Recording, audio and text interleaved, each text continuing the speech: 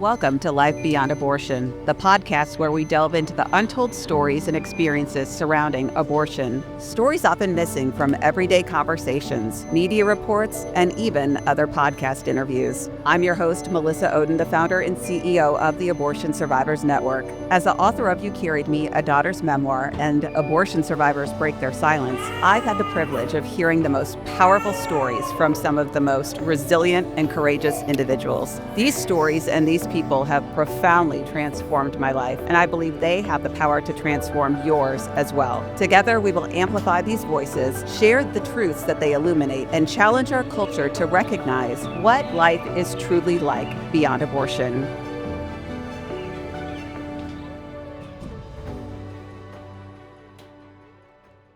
Thank you for joining me for another episode of Life Beyond Abortion. It is my incredible opportunity in this podcast to share the experiences of people who have just these life-affirming experiences that aren't often talked about in the mainstream media. I am super passionate about how we amplify the voices and the experiences of people who often go unheard in our society. You know, abortion is so often talked about as the solution to whatever someone is facing in their life. And we know that abortion is not a solution, and that abortion impacts not only the preborn baby, but the mothers and the fathers and families for generations to come. So today I have an incredible opportunity to sit down with a friend and a colleague in the pro-life movement, Liz Edmonds, whose own personal and professional experiences I think will highlight to you what life is really like beyond the typical conversation about abortion. Liz, thank you for joining me for today's conversation. Thanks for having me, Melissa. I'm excited. You are somebody that I absolutely love behind the scenes. Like, let me just get that out there. I mean, I think you know this about you, about my feelings towards you. I respect you a ton as a professional, but I also love your wit, if I can admit that. You have an incredible sense of humor, but it comes from a place of you being a very authentic, real person who has lived a life that is not always easy. And I think that's where I really want to start is, you know, what's your personal experience that has led you to be professionally involved in the pro-life movement? Well, thank you, Melissa. I'm very humbled. You're so sweet, and I love you a ton too. Obviously, everybody who listens to this podcast knows who you are and your story, so I could go on and on about that. But we all love Melissa. um, so I got involved in the pro-life movement. Actually, never planned to. Never really thought about it when I was a little girl. I didn't want to be a singer or an actress or anything. I wanted to. I saw the Schoolhouse Rock, how a bill becomes a law, and I wanted to go to law school and become a lawyer so that I could write laws. And God's really funny because he kind of brings things full circles. Um, but when I was 15, I found out that I was pregnant. Um, and, 15-year-olds really, we think we know everything, but you don't know anything. So I didn't know anything about being pregnant. I didn't know anything about abortion. I didn't know anything. And everybody in my life told me to get an abortion. So I scheduled an appointment. And when I was talking with my mom about it, she was one of the people who told me that I needed to get an abortion. One of the things that she told me was that when she got pregnant with me, she was a freshman in college. And obviously, I'd always known she had me young because I can do basic math. um, but she told me that my birth father was actually married at the time she became pregnant with me. And when she told him that she was pregnant, he gave her some money and told her to take care of it. She had 3 different appointments to abort me, and every single time something happened to make it so that she couldn't go. She had a flat tire. She let a friend borrow her car the day before and they wrecked it. Like, something happened every single time. And one of those things that she was telling me was that, it's really hard to be a single mom. And, she wanted to go through with that abortion appointment, and sometimes she wishes she had. And that was really hard for me to hear. But I also heard her heart behind it, that being a single mom is really, really hard. The burden is heavy. There's very little resources. So as much hurt as I still have about that, I do see where she was coming from. And I hope everyone who's listening, really, please don't judge my mother too harshly. But so I scheduled an appointment to get an abortion. And because of how far along I was too far along for the pill, but not yet far enough along for the surgery. So I had to wait about 2 weeks. And in that waiting period, I was driving with my mom one day, and we passed a billboard that said, "Pregnant?" ? "Scared?" ? "Well, call this number." So we called the number on the billboard, and they connected us to a pregnancy resource center near us. And they got me an appointment that day. I went to the appointment and, sat down with one of the volunteers who worked there, got a pregnancy test, some counseling, and we lived in a very, very rural area. So this particular center, there was a doctor who would donate his time one Tuesday for a couple of hours every other month. So he was there 6 days a year to do ultrasounds. And it just happened to be the day that I was there. And so they asked if I wanted an ultrasound, and I said, sure. And so I get up on the table, and, the doctor turns the machine on and puts the freezing cold jelly on my belly because I didn't have the warmers yet. Moms these days, they got it real good. Little do people know how good they have it. I know. So pampered. I'm kidding. But so puts the jelly on, or the gel, whatever, and finds the baby and finds her heartbeat. And then he turned on the sound, and her heartbeat just took over the whole room. And I just felt it just in every cell in my body that I couldn't get an abortion. It hit me that was a person, that she was a human, and not only that, but that she was mine. And it just, growing up, I'd always felt like I was a burden and that I was unloved, and love really never, love meant something new that moment, that day, when I heard her heartbeat. Love had a brand new definition.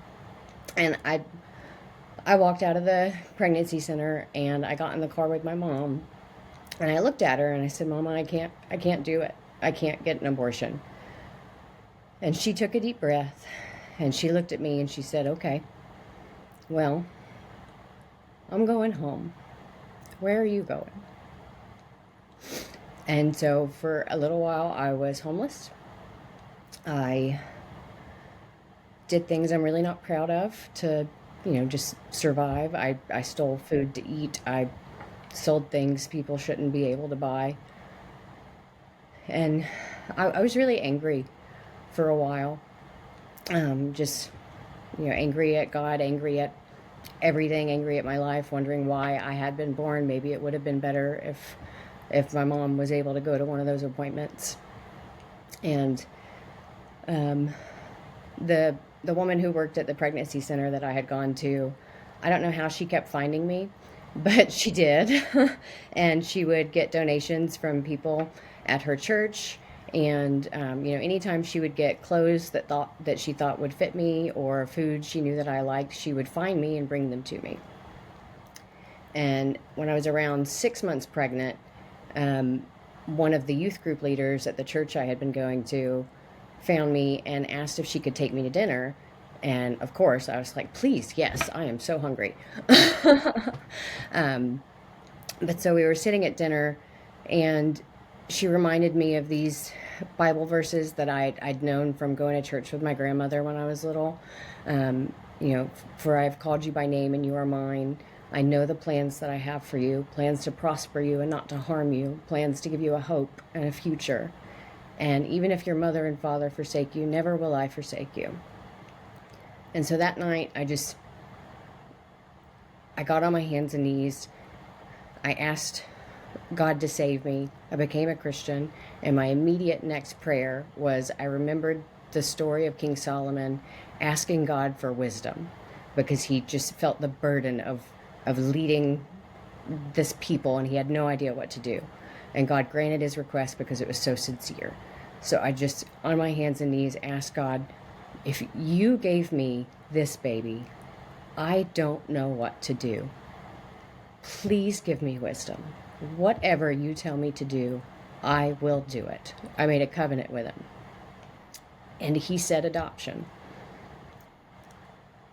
And there was a lot of simultaneous peace and just grief like an ocean at the same time at that answer. Because I already loved her so much. But there was also just a peace that he would be there, that he would be with me, that he would lead the way. And so the next day I called the pregnancy center and I said, I had a talk with God. He told me to place this baby for adoption. I have no idea how to do that. Do you guys know how to do that? Or do you know someone who might know how to do that and you could give me their phone number? Which is a lot for a 15-year-old girl, Liz, to be navigating. It was heavy. And I feel like you've probably heard this a lot before, but sometimes people will tell you like, oh, you were so strong. And I don't know that I was. I don't know that I would have been able to do it without a lot of the people just in the community who, maybe they couldn't let me live with them. Maybe they couldn't, fully do everything. But there were so many people who came alongside me and did something. And it gave me hope. It watered my heart with hope and just promise. And I don't know, it's really, you don't have time to hope when you're spending every day just trying to survive. So people like that, like maybe you can't, go out and write laws or be a lobbyist or be a, huge public speaker. Maybe you can't open your own center or a maternity home, but everybody can do one small thing. And those really small things, like that doctor who gave a couple of hours one Tuesday every other month, which was 6 days a year. Like if he didn't do that, I probably would have gotten that abortion. And it's just a huge ripple effect. And I'm just one person that he helped. Right. Well, and you and I can commiserate on the battle, I think, within ourselves sometimes of knowing that we were unwanted by some people or unloved by some people or deemed as unworthy in some areas of our life. But at the end of the day, right, we shake it off and know that our identity comes from Christ and that we are loved by people in the world. We are not a burden. We are not an accident. We are not a mistake. And the people who came alongside you offered you a form of love that maybe they didn't understand was going to radically transform our world through how they loved you in that moment. Yeah, it's really a lot of these, just even things people think are so small. It's radical acts of kindness and love, and they're really being the hands and feet of Jesus. And like you said, it's really heavy, and sometimes sometimes your thoughts will get to you. I know better than I do, but just I kind of had a revelation recently. My pastor was doing a sermon, and one of the things that he said during it was, you don't understand, I'm not supposed to be here. And what he was saying is that, like, the enemy had a plan for my life, but God had a different one. You don't understand. I'm not supposed to be here. I have stuff to change. The reason that I am here is because I have a purpose, because he gave me a purpose. And the kind of the revelation that I had in my head is that, maybe my biological father wanted me to die to hide his sins, but my heavenly Father died to save me from mine and died to give me a purpose. And I mean, I think that purpose is to, I think it's Isaiah 61:1 is to, break chains, to, preach the good news, preach freedom for the captive. And the captive is women who are believing the lie. They're innocent children who have to die for someone else's sins. And just our entire culture, the fathers who don't get a say, siblings who don't get a say but still grieve and they don't know how to because there's not a space for them, people who were targeted for abortion but had the audacity to survive. It's just,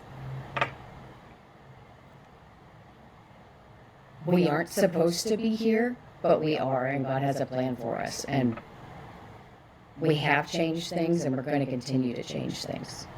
What would you say, Liz, to the folks who, thus far maybe have been listening and going, yeah, you know what?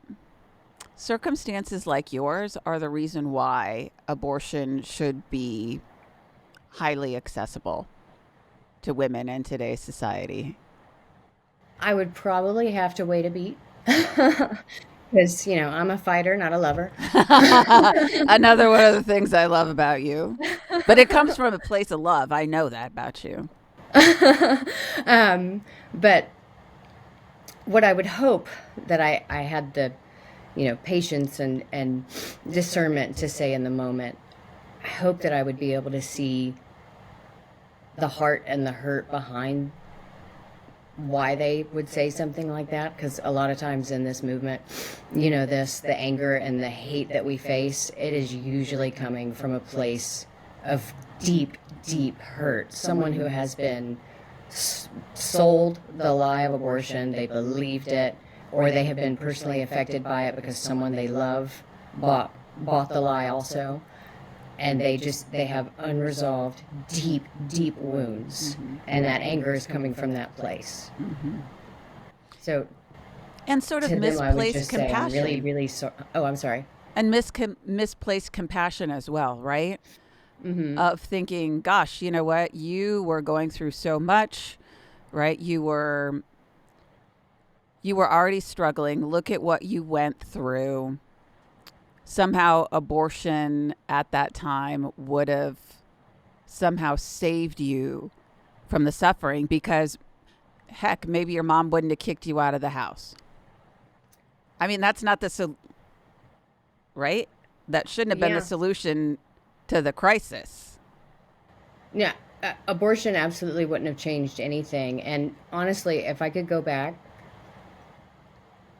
I would hope that everything happened exactly the same way, because I would not.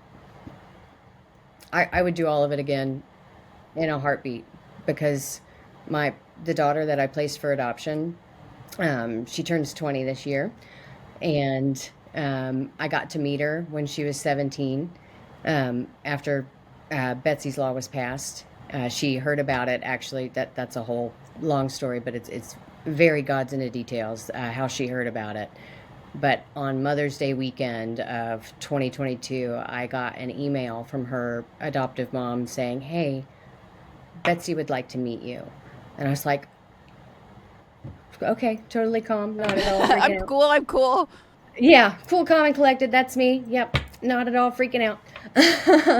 But I got to meet her on Election Day in 2022. So while everybody else was, bickering about politics and stuff, I got to meet her for the first time since she was born.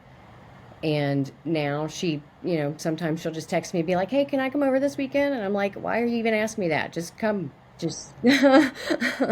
And, she spends the weekend with us. Her and the kids we have now are really, really close. And, she gave me a Mother's Day card this year and a gift. She's She's very into art. She's a sophomore in college. And I would not, I can't imagine where I'd be if I had gotten the abortion. But I know that I used to be a pregnant, homeless high school dropout. And now I talk to federal lawmakers pretty regularly about policy and how we can continue to build a culture of life that empowers women to step into motherhood with joy and confidence and support. And abortion wouldn't have helped me do any of that. Abortion proponents love to say, like, oh, well, it's been the law of the land for X number of years. And that may be true, but what else have you changed? What support have you actually given women other than profiting from their crisis? Amen to that. Has anybody ever answered that question? Did they have anything good to share? No, actually, I had a debate.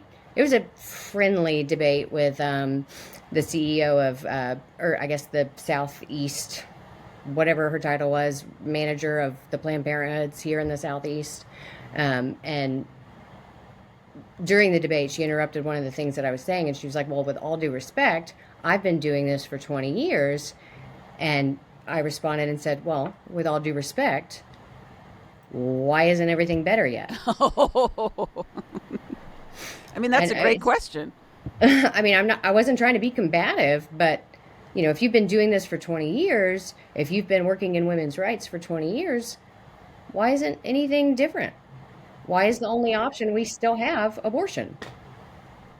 That is a great question. Mm-hmm. And I want to talk about Betsy's Law because, first of all, it's important. I want people to understand what this law is about and consider its importance in today's world. So let's talk about that. I mean, you go from, being a homeless, pregnant teenager who is supported by good people, who come alongside you. But I know it was not easy. I know it was not an overnight process. It wasn't magic, but you are an overcomer and you placed Betsy for adoption. And then fast forward to today where really God has, as you said, kind of come full circle. So the girl who loves Schoolhouse Rock and policy, you now are involved in this sphere. And of course, in God's infinite wisdom, God has allowed your experience with Betsy to be a part of that change in the world. So let's talk about that.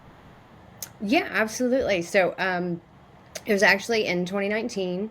I had been a paralegal for a little over 10 years, and but on the side had always, just over the years since I placed Betsy for adoption, I would speak at fundraisers or volunteer with local Right to Life groups or pregnancy centers, adoption agencies, really anybody who needed help in the cultural life movement. I was like, sure, I'll do it, I will help. So a friend that I'd made throughout that time, I'm married to him now, but we actually met because I yelled at him at a pro-life beauty pageant.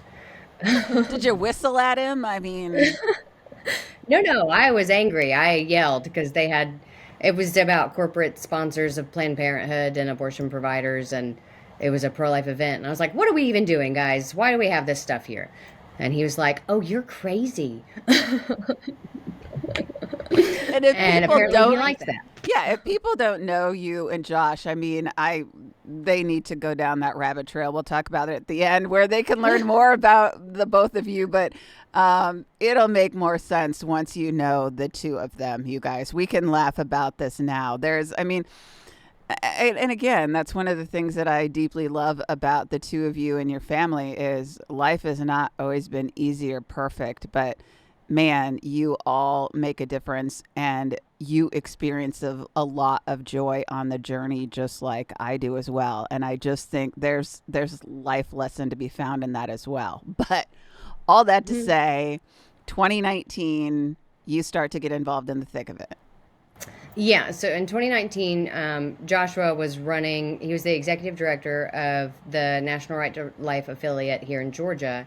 And he was kind of the only staff member, and he really needed help because the heartbeat bill had just passed here. Things were getting really chaotic, and he needed some help. So he asked if I would be willing to come work for him.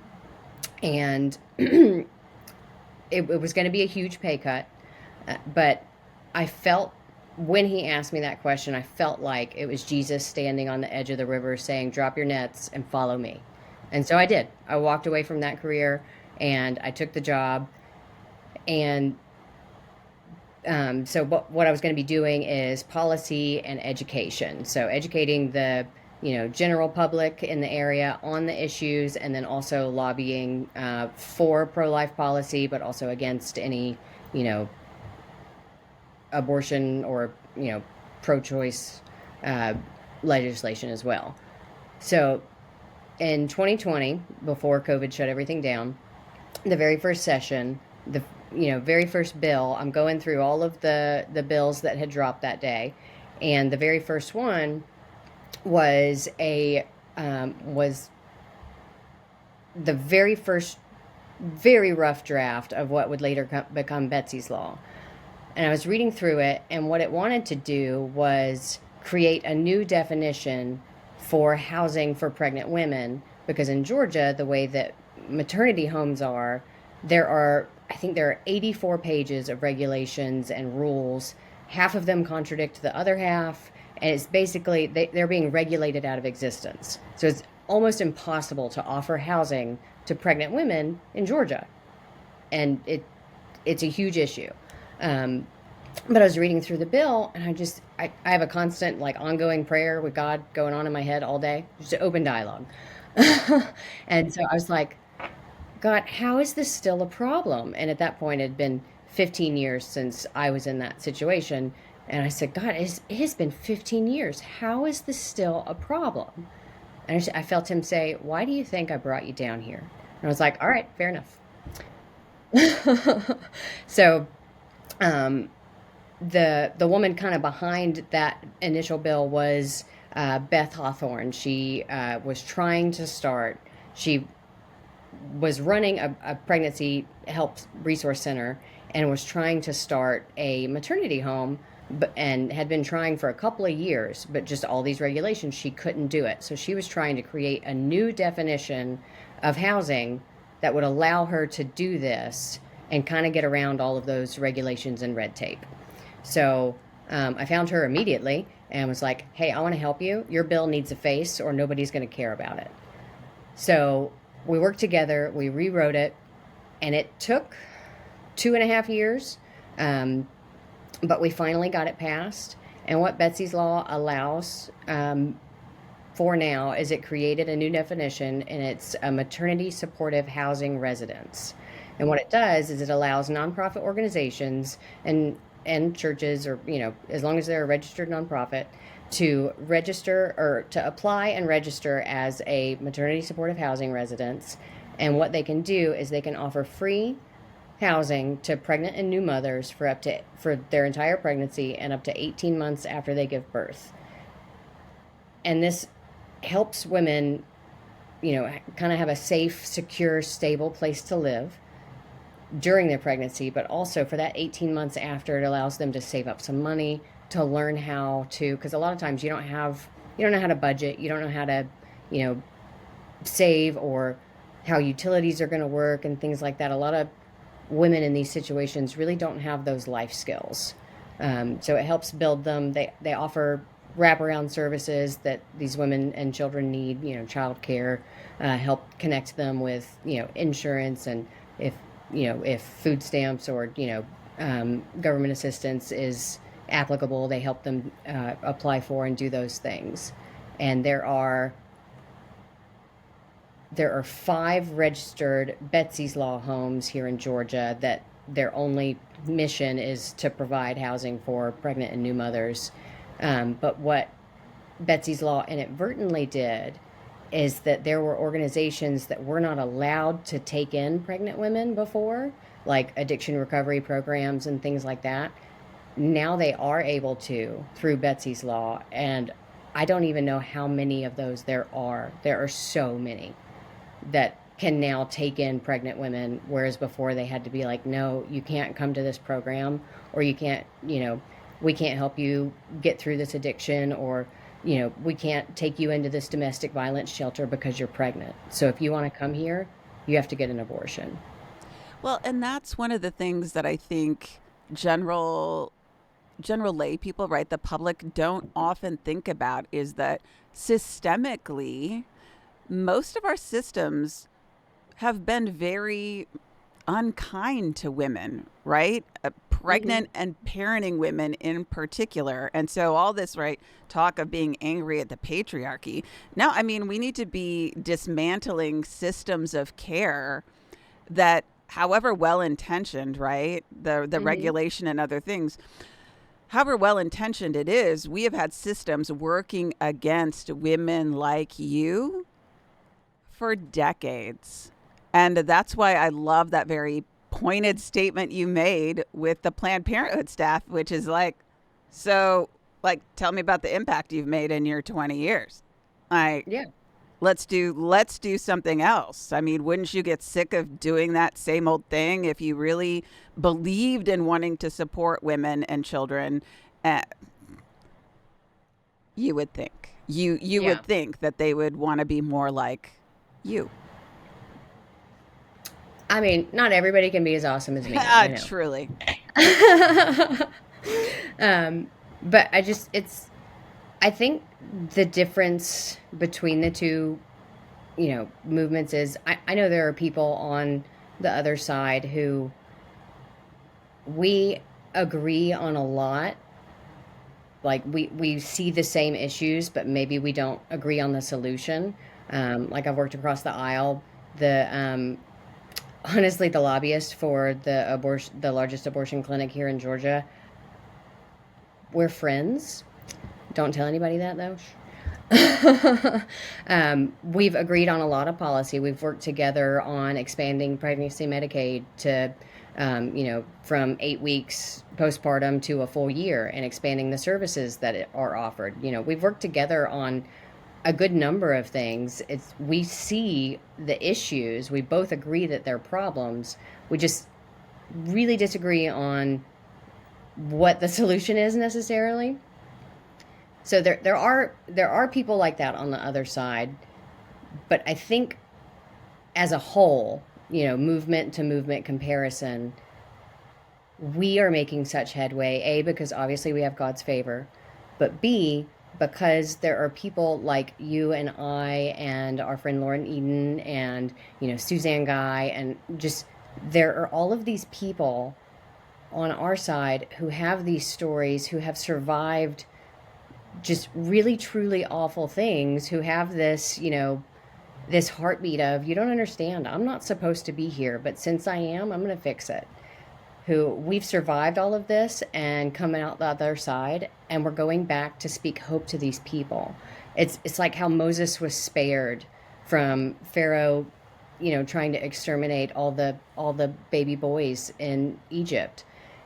It He was spared so that he could go back and rescue them, and that's what all of us are doing collectively. It's like a Moses movement. And now that Roe versus Wade has been vacated, God's giving us the promised land, and there's people like us who need to be in the leadership role and not take our feet off the gas just because, oh, well, Roe's gone, so everything's better now. No, everything's worse, and we need to get it better, and we need to keep going so that we don't wander in the desert for 40 years and then, have people say, no, let's go back. It was better where we were. It's going to be better where we're going. We just have to keep going. I love that so much. And there's so much that I could unpack with you. But I think your statement about, right, I'm not supposed to be here, but I am. And I have a purpose, and I'm going to do something with it. I'm going to fix things. I really want us to end there because I think that statement is so powerful and is an important reminder to anybody, whether it's systemic change, whether it's right at the state, the city level, in their church, in their family, for people to say, yeah, you know what? I'm not supposed to be here, but I am. And so what am I going to do with it? Mm-hmm. That's where I want to land today, because every single one of us have a story and an experience, and God calls on us to do something with it. Maybe it's the whisper in the back seat of an Uber, right? Or Mm-hmm. right, that conversation next to somebody in church, the pregnancy center, right? The person maybe they see once and they never see again, but they continue to pray for them. Whatever it is, you have given this audience hope because of how you have continued to find God in those moments and allowed him to use you for good. And I Well, thank you thank for you. that. Mm. Thanks for having me. I really appreciate it, Melissa. Where can people find out more about Betsy's Law? And, maybe how do they find out what their state statutes are related to maternity homes in particular? So, there's not a website for Betsy's Law, but you can find out more. I have a Facebook page. It's Liz Edmonds. And the face looks like this, so you should recognize it. um, you can find out more about what your state in particular says about it. It should be on your state's website. Like if we here in Georgia go to georgia.gov, it kind of takes you to the, kind of everything that's going on with the state, what's going on with the legislature. But you can, there should be a search, and you can search the term maternity homes. Usually all of the statutes in all 50 states will come up under that. If not, you can reach out to me directly. You can email me. My email address is dubsedmonds, DUBSEDMONDS @yahoo.com. And I'd be happy to help you or help you look into it. Or, if you want to yell at me about something, that's fine too. Just yet another thing I appreciate about you. You're willing to take all of the feedback, no matter what. I appreciate you so much. Thank you for being who you are, and again, doing what you do in our world today. I can't imagine our culture and our movement without you. Well, thank you. I really appreciate that. You actually, you were a really big. I almost quit. I almost gave up, and I think it was actually the day before Roe versus Wade passed. My story was on the front page of USA Today, and my mom called me and was very upset with me, and asked why I wanted to publicly shame her, and obviously that's not what I want to do, and. It was at the National Right to Life Convention, and we saw each other, and I just was thinking about you and your story, and I was like, if she can keep going, if, obviously your birth mother probably had feelings about you telling your story, and you kept going, you kept doing it, and that was really motivational for me. I thought about it a lot. I was like, if Melissa can do it, so can I. If Melissa can do it, if she can survive it, so can I. Yeah. We can weather the storm, and whoever is listening and is thinking, I can't do whatever that hard thing is that they need to do. If Liz can do it, so can you.